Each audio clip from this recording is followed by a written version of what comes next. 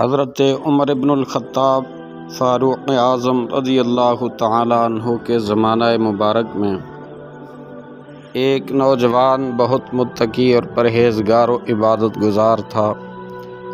سیدنا حضرت عمر رضی اللہ عنہ بھی اس کی عبادت پر تعجب فرمایا کرتے تھے۔ وہ نوجوان نماز عشاء مسجد میں ادا کرنے کے بعد اپنے بوڑھے باپ کی خدمت کرنے کے لیے جایا کرتا تھا۔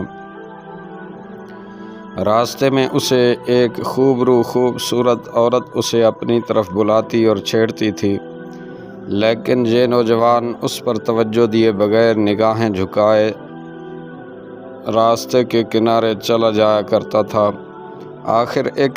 آخرکار ایک دن وہ نوجوان شیطان کے ورگلانے اور اس عورت کی دعوت پر برائی کے ارادے سے اس کی جانب بڑھا، لیکن جب دروازے پر پہنچا تو اسے اللہ رب العزت کا یہ فرمان عالی شان یاد آ گیا، ان الذین اتقوا اذا مسهم طائف من الشیطان تذکروا فاذا هم مبصرون۔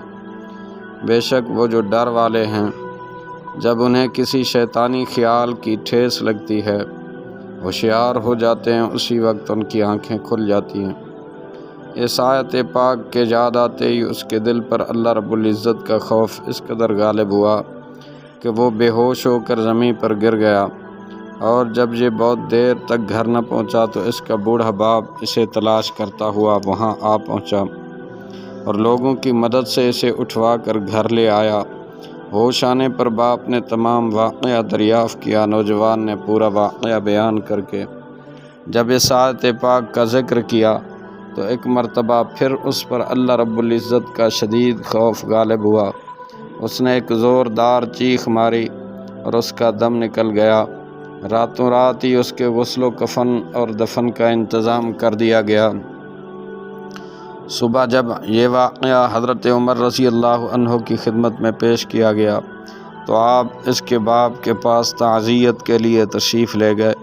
آپ نے اس سے فرمایا کہ ہمیں رات کو ہی اطلاع کیوں نہیں دی تاکہ ہم بھی جنازے میں شریک ہو جاتے۔ اس نے عرض کیا، امیر المومنین، آپ کے آرام کا خیال کرتے ہوئے مناسب معلوم نہ ہوا۔ آپ نے فرمایا مجھے اس کی قبر پر لے چلو۔ وہاں پہنچ کر آپ نے یہ آیت مبارکہ پڑھی، وَلِمَنْ خَافَ مَقَامَ رَبِّهِ جَنَّتَانِ، جو اپنے رب کے حضور کھڑے ہونے سے ڈرے اس کے لیے 2 جنتیں ہیں۔ تو اس نوجوان کی قبر میں سے بلند آواز سے اس نوجوان نے پکار کر یہ صدا دی کہ یا امیر المومنین، بے شک بے شک بے شک میرے رب نے مجھے 2 جنتیں عطا فرمائی ہیں۔ شرح الصدور صفحہ نمبر 213۔